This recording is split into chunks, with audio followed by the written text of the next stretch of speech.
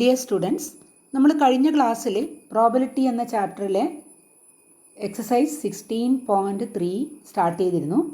അതിൽ കുറച്ച് ചോദ്യങ്ങൾ നമ്മൾ കഴിഞ്ഞ ക്ലാസ് ചെയ്തിട്ടുണ്ട്. ഇനി ബാക്കിയുള്ള ചോദ്യങ്ങളാണ് ചെയ്യാനുള്ളത്. അതിന് മുമ്പ് ബാക്കിയുള്ള ചോദ്യങ്ങളിലേക്ക് കടക്കുന്നതിന് മുമ്പ് നമുക്കൊരു ഫോർമുല കൂടി പഠിക്കാനുണ്ട് ഇതിനകത്ത്. അതായത് കോംപ്ലിമെൻ്ററി ഇവൻറ്റിൻ്റെ പ്രോബബിലിറ്റി എങ്ങനെ കണ്ടുപിടിക്കും, അതെങ്ങനെയാണെന്ന് നോക്കാം. നമുക്ക് കാണേണ്ടത് probability of an event not A ആണ്. നോട്ട് എ എന്ന് പറയുന്ന സെറ്റിനെ നമ്മൾ എ കോംപ്ലിമെൻ്റ് എന്ന് പറയുന്നു. അപ്പോൾ ഈ സാമ്പിൾ സ്പേസിൻ്റെ സബ്സെറ്റാണ് ഓരോ ഇവൻറ്റും എന്ന് നമ്മൾ പറഞ്ഞു. അപ്പോൾ എസ് ആണ് സാമ്പിൾ സ്പേസ് എങ്കിൽ അതിൻ്റെ സബ്സെറ്റാണ് എ. എ കോംപ്ലിമെൻ്റ് എന്ന് പറയുന്നത് എവിടെയായിരിക്കും? എക്ക് പുറത്തുള്ള ഭാഗത്തെയാണ് നമ്മൾ എ കോംപ്ലിമെൻ്റ് എന്ന് പറയുന്നത്. അതായത് എ എന്ന് പറയുന്ന ഇവൻറ്റിൽ ഉൾപ്പെടാത്ത റിസൾട്ടുകളെ സെറ്റായിട്ട് എഴുതിയാൽ അതാരാണ്? എ കോംപ്ലിമെൻ്റാണ്. അപ്പോൾ നമ്മൾ എ എന്ന് പറയുന്നത് ഇതിനുള്ളിലുള്ള ഭാഗവും എ നമുക്ക് ഉള്ളിൽ എഴുതാം. എ എന്ന് പറയുന്നത് ഇതിനുള്ളിലാണ്. എ എന്ന് പറയുന്ന സെറ്റ് ഉള്ളിലും എ കോംപ്ലിമെൻ്റ് പുറത്തുമാണ്. അപ്പോൾ എയും എ കോംപ്ലിമെൻറ്റിനെയും പറ്റി പറഞ്ഞു കഴിഞ്ഞാൽ അത് രണ്ടും നമ്മൾ ഇൻ്റർസെക്ഷൻ എടുക്കുമ്പോഴെന്താ കിട്ടുക? എയിലുള്ള എലമെൻ്റ് ഒന്നും എ കോംപ്ലിമെൻറ്റിൽ ഉണ്ടാവില്ല. അപ്പോൾ എയും എ കോംപ്ലിമെൻറ്റും ഇൻ്റർസെക്ഷൻ എടുത്താൽ 5 ആണ്. അതുകൊണ്ട് തന്നെ ഈ രണ്ട് ഇവൻറ്റിനെയും നമുക്ക് മ്യൂച്വലി എക്സ്ക്ലൂസീവ് ഇവൻറ്റ്സ് എന്ന് പറയാം. ദെർഫോർ എന്ത് പറയാം? A and A complement are mutually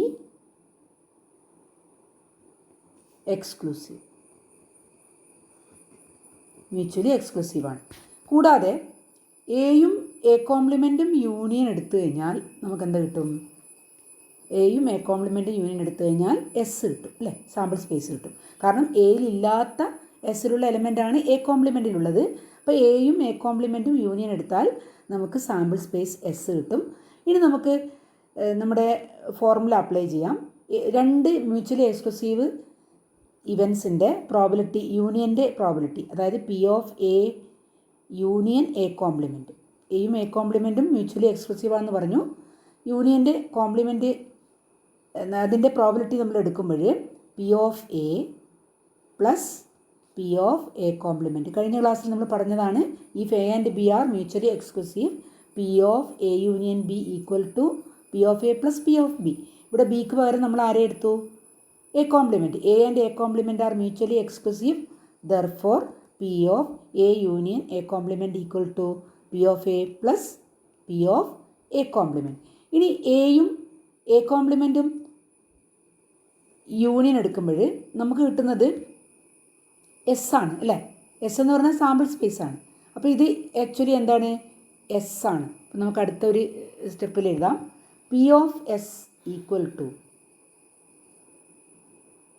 P of A plus P of A complement. നമുക്കറിയാം പി ഓഫ് എസ് എന്ന് പറയുമ്പോൾ N of S by N of S ആണ്. പ്രോബബിലിറ്റിയുടെ ഫോർമുല പ്രകാരം N of S by N of S ആണ്. അതായത് 1 ആയിരിക്കും.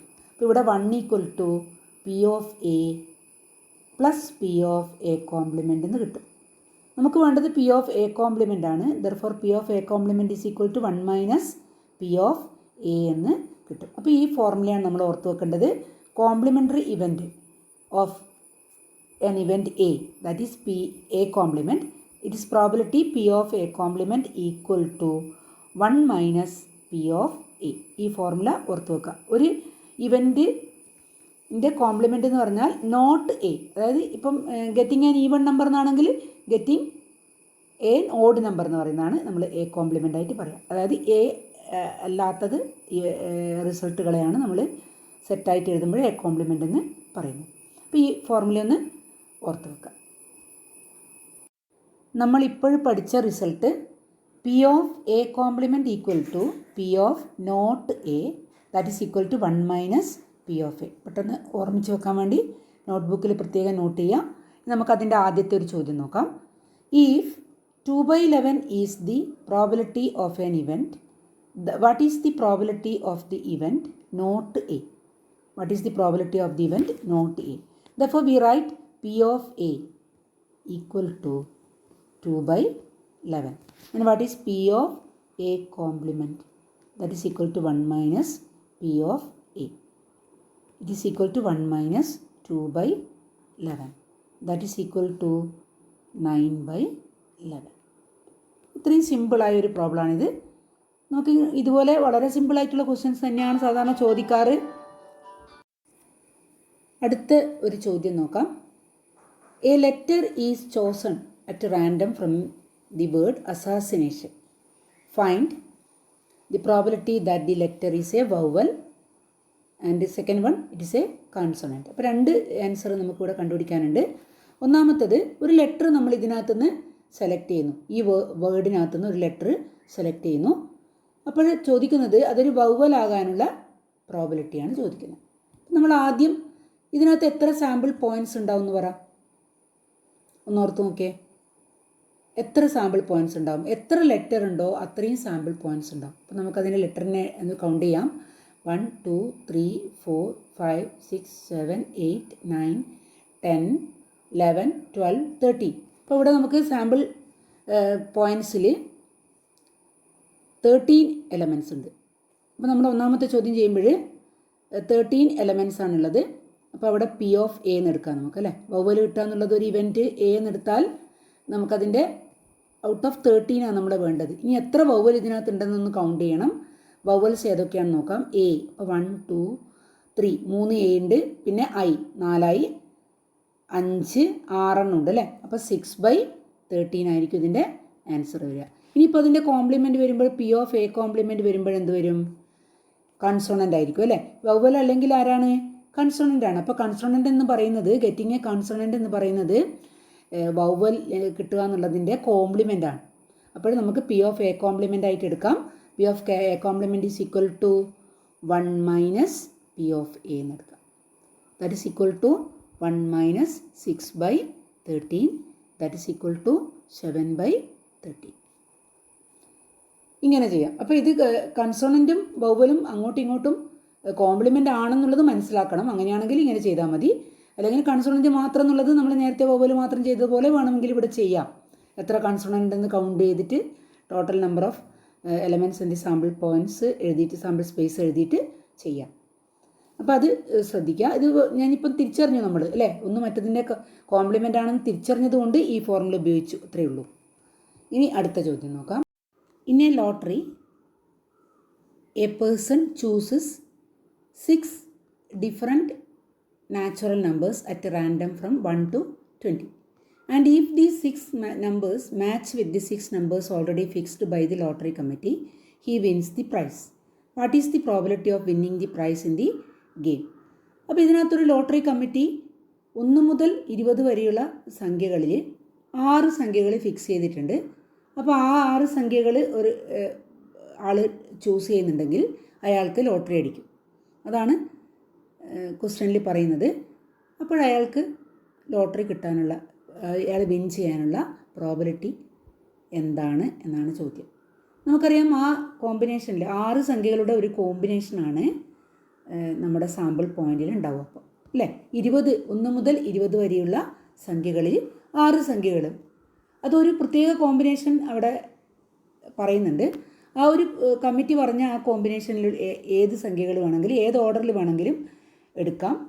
ആ സംഖ്യകൾ സെലക്ട് ചെയ്യുകയാണെങ്കിൽ അയാൾ വിൻ ചെയ്യും. അപ്പോൾ ഇവിടെ നമ്മൾ സാമ്പിൾ പോയിൻറ്റ്സിലുള്ള മെമ്പേഴ്സിൻ്റെ എണ്ണം ആ 20 നമ്പേഴ്സ് 1 to 20 വരെയുള്ള സംഖ്യകൾ നമ്മൾ 6 വീതമുള്ള കോമ്പിനേഷൻ ആക്കുമ്പോൾ എത്ര കോമ്പിനേഷൻ പോസിബിൾ ആയിരിക്കും? 20 20 6 കോമ്പിനേഷൻസ് പോസിബിൾ ആയിരിക്കും. അതായത് 20 നമ്പേഴ്സാണ്, അതിനെ 6 വീതമുള്ള കോമ്പിനേഷൻ ആക്കി കഴിഞ്ഞാൽ 20C6 വേസിൽ കോമ്പിനേഷൻ പോസിബിളാണ്. അതിൽ ലോട്ടറി കമ്മിറ്റി ഫിക്സ് ചെയ്ത കോമ്പിനേഷനാണ് പ്രൈസ്. അപ്പോൾ അതൊന്നു മാത്രമേ ഉള്ളൂ, ആ ഫിക്സ് ചെയ്ത കോമ്പിനേഷനാണ് പ്രൈസ്. അപ്പോൾ നമ്മുടെ പ്രോബിലിറ്റി എന്തായിരിക്കും? അയാൾ വിൻ ചെയ്യാനുള്ള പ്രോബിലിറ്റി 1/20C6. അപ്പോൾ നമുക്ക് ആ ഇവൻറ്റിനെ probability of that person to win the prize, that is, let A be that event, therefore P of A equal to 1/20C6. 20C6ൻ്റെ വാല്യൂ നമ്മൾ കാൽക്കുലേറ്റ് ചെയ്താൽ 1/38,760 എന്ന ആൻസറിലേക്ക് എത്താം. അപ്പോൾ അത് മനസ്സിലാക്കേണ്ടത് ലോട്ടറി കമ്മിറ്റി ഫിക്സ് ചെയ്തത് ഒരൊറ്റ കോമ്പിനേഷനാണ്. ആ സംഖ്യകൾ അയാൾ സെലക്ട് ചെയ്യുകയാണെങ്കിൽ അയാൾ വിൻ ചെയ്യും. അപ്പോൾ അയാൾ സെലക്ട് ചെയ്യാനുള്ള സാധ്യത ആ 26C6 കോമ്പിനേഷൻ്റെ അകത്തുനിന്ന് ഒരു കോമ്പിനേഷൻ. അപ്പോൾ 1/38,760. അപ്പോൾ അടുത്ത ഒരു ചോദ്യം നോക്കാം. If P of A equal to 1/3, P of B equal to 1/5 and P of A intersection B equal to 1/15, find P of A union B. അപ്പോൾ ഇവിടെ നമുക്ക് ആ ഫോർമുല ഉപയോഗിക്കാം. P of A union B equal to P of A plus P of B minus P of A intersection B. വളരെ സിമ്പിളായിട്ടുള്ള question, direct ആപ്ലിക്കേഷനാണ്. അപ്പോൾ 1/3 plus 1/5 minus 1/15. Calculate ചെയ്യാം. Out of 15 5 plus 3 minus 1 that is equal to 7/15. Value കിട്ടും. ഇത് direct നമ്മൾ ഈ formula ഓർത്താൽ മാത്രം മതി. ഇതിൽ ഡയറക്റ്റ് കൊടുത്തു കഴിഞ്ഞാൽ നമുക്കിതിൻ്റെ ആൻസർ കിട്ടും. ഇനി അടുത്തൊരു ചോദ്യം നോക്കാം. If E and F are events such that P of E equal to 1/4, P of F equal to 1/2 and P of E and F equal to 1/8, find P of E or F and P of not E and not F. അപ്പോൾ ഇതിനകത്ത് നമുക്ക് ആദ്യത്തെ question നോക്കാം. P of E or F. P of E or F എന്ന് പറഞ്ഞാൽ നമ്മൾ എങ്ങനെ എഴുതുക? P of E or എന്ന് പറയുമ്പോൾ യൂണിയൻ F. ഇതാണ് നമ്മുടെ ഫോർമുല. എഴുതാം. P of E plus P of F minus P of E intersection F. നമുക്ക് തന്നിട്ടുള്ളതിൽ ഈ വലതുഭാഗത്ത് വരുന്ന കാര്യങ്ങളൊക്കെ ഉണ്ടോ എന്നൊന്ന് ഉറപ്പിക്കണം. P of E ഉണ്ട്, P of F ഉണ്ട്. P of E and F ആണ് നമ്മുടെ P of E intersection F. നമുക്ക് വാല്യൂസ് ഒന്ന് സബ്സ്റ്റിറ്റ്യൂട്ട് ചെയ്താൽ 1/4 plus 1/2 minus 1/8. കാൽക്കുലേറ്റ് ചെയ്യാം. 8 എടുക്കുകയാണെങ്കിൽ 2 plus 4 minus 1 that is equal to 6 minus 1 is 5/8. ഇവിടെ 5/8 കിട്ടും. ഒന്നാമത്തേൻ്റെ ആൻസർ, ഫസ്റ്റ് ക്വസ്റ്റ്യൻ്റെ ആൻസർ നമുക്ക് 5/8 കിട്ടും. ഇനി രണ്ടാമത്തെ എങ്ങനെ ചെയ്യാൻ നോക്കാം. നമുക്ക് കാണേണ്ടത് P of not E and not F എന്നാണ്. ഇതിനെ നമുക്ക് മാത്തമാറ്റിക്കൽ സിമ്പിൾസ് യൂസ് ചെയ്ത് എഴുതുവാണെങ്കിൽ നമുക്ക് എഴുതാം P of E complement. Not E എന്ന് പറഞ്ഞാൽ E കോംപ്ലിമെൻറ്റ്, ആൻഡ് എന്ന് പറയുമ്പോൾ ഇൻ്റർസെക്ഷൻ നോട്ട് F അല്ലേ. നോട്ട് F ആണ്, E അല്ല, F ആണ്. അപ്പോൾ അവിടെ F എന്ന് എഴുതാം. E compliment intersection F compliment, ഇതാണ് സാധനം അല്ലേ. നമുക്കറിയാം ഡി മോർഗൻസ് ലോ പ്രകാരം E compliment intersection F compliment is the compliment of E union F. അതായത് P of E compliment intersection F compliment is compliment of E union F. അപ്പോൾ E union Fൻ്റെ കോംപ്ലിമെൻറ്റാണ്. അപ്പോൾ നമ്മൾ കോംപ്ലിമെൻറ്റിൻ്റെ probability കാണാനൊരു formula പഠിച്ചിട്ടുണ്ട് അല്ലേ. P of A compliment is 1 minus P of A. അപ്പോൾ ഇവിടെ നമുക്ക് P of E union F compliment is 1 minus P of E union F. നമുക്ക് E യൂണിയൻ Fൻ്റെ പ്രോബിലിറ്റി നമ്മളിപ്പോൾ കണ്ടുപിടിച്ച് കഴിഞ്ഞു. 5/8. അപ്പോൾ 1 മൈനസ് 5/8 എന്ന് എടുക്കാം. That is equal to 3/8. പ്രത്യേകം ശ്രദ്ധിക്കുക, നമ്മൾ സെറ്റ് തിയറിയിൽ പഠിക്കുന്ന ഡി മോർഗൻസ് ലോ ആണ് നമ്മളിവിടെ അപ്ലൈ ചെയ്തത്. E compliment intersection F compliment എന്ന് പറഞ്ഞാൽ E union F all compliment ആണ്. അപ്പോൾ ഇതിൻ്റെ പ്രോബിലിറ്റി കിട്ടാൻ നമ്മൾ എന്ത് ചെയ്താൽ മതി?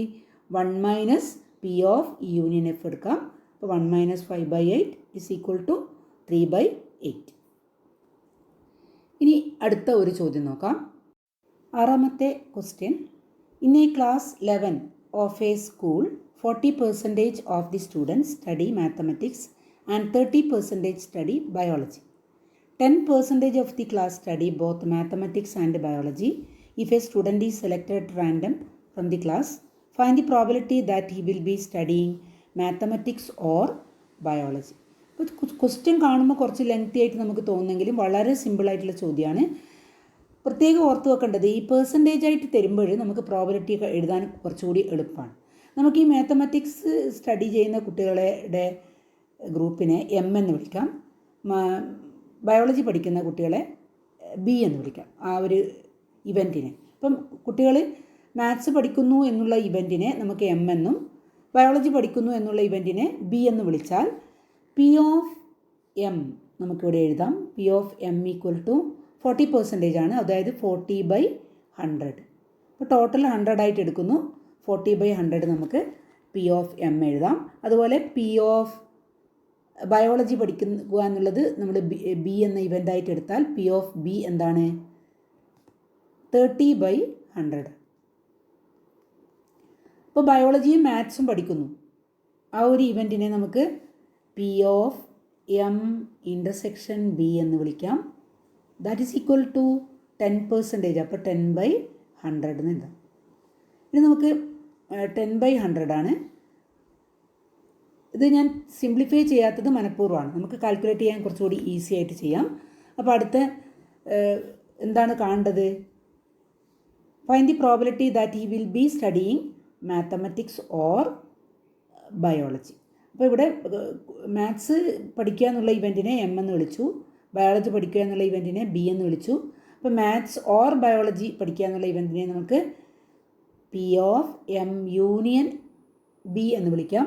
Therefore, P of M union B equal to P of M union B equal to formula എങ്ങനെ എഴുതാം? P of M plus P of B minus P of M intersection B എന്ന് എഴുതാം.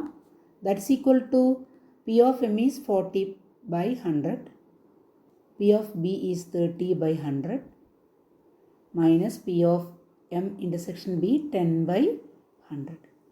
That is equal to 40 plus 30 70 minus 10 60. 60/100 എന്ന് എഴുതാം.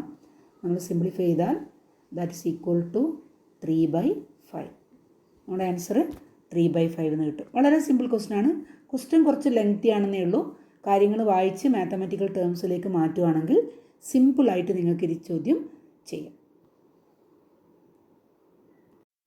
ഏഴാമത്തെ ഒരു ചോദ്യം, and this is the last question in this class. And in A class of 60 students 30 opted for NCC, 32 opted for NSS and 24 opted for NCC and NSS. If one of these students is selected at random, find the probability that the student opted for NCC or NSS. If the student has opted neither NCC nor NSS, the student has opted NSS but not NCC.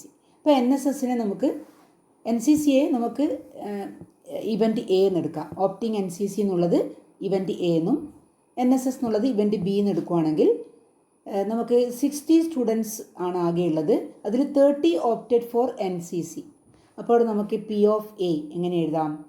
നമ്മൾ A എന്ന് പറയുന്ന ഇവൻറ്റിനെ NCC ആയിട്ട് എടുക്കുന്നു, and opting NCC ആയിട്ട് എടുക്കുന്നു. B എന്ന് പറയുന്ന ഇവൻറ്റിനെ NSS ആയിട്ട് എടുക്കാം നമുക്ക്.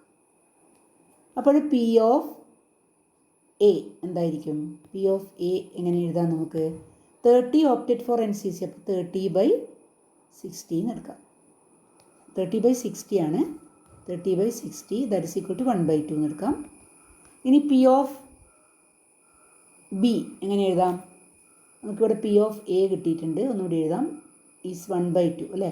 പി ഓഫ് ബിയോ? പി ഓഫ് ബി എന്തായിരിക്കും? NSS ഓപ്റ്റ് ചെയ്യാനുള്ള സാധ്യത ദാറ്റ് ഈസ് 32 ആണ് അല്ലേ? ആകെ NSS ഓപ്റ്റ് ചെയ്തത്. അപ്പോൾ 32/60 ആണ്. ഇനി നമുക്ക്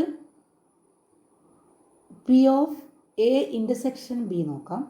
NSSഉം NCCയും ഓപ്റ്റ് ചെയ്യാനുള്ള സാധ്യത അതായത് 24 ആണ്. അപ്പോൾ 24/60 എടുക്കാം.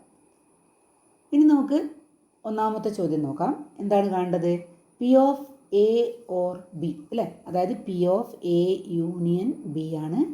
That is equal to formula എഴുതണം. P of A plus P of B minus P of A intersection B. That is equal to P of A. P of A നമ്മളെടുത്തത് 30/60 അല്ലെങ്കിൽ 1/2 എന്ന് എഴുതാം. ഇവിടെ എല്ലാം ഡിനോമിനേറ്റർ 60 ആയതുകൊണ്ട് നമുക്ക് അങ്ങനെ എഴുതിയാൽ പെട്ടെന്ന് കാൽക്കുലേറ്റ് ചെയ്യാം. 32/60 മൈനസ് 24/60. അതിൻ്റെ ആൻസറിലേക്ക് വരാം. ഈക്വൽ ടു 38/60 60 കിട്ടും. അപ്പോൾ ഇവിടെ നമ്മുടെ ആൻസർ 38/60 ആണ്, P of A union B. ഇനി നമുക്ക് രണ്ടാമത്തെ ചോദ്യം നോക്കാം. The student has opted neither NCC nor NSS. അപ്പോൾ നൈദർ നോർ എന്ന് പറയുന്ന സെറ്റ് ഏതാണ്?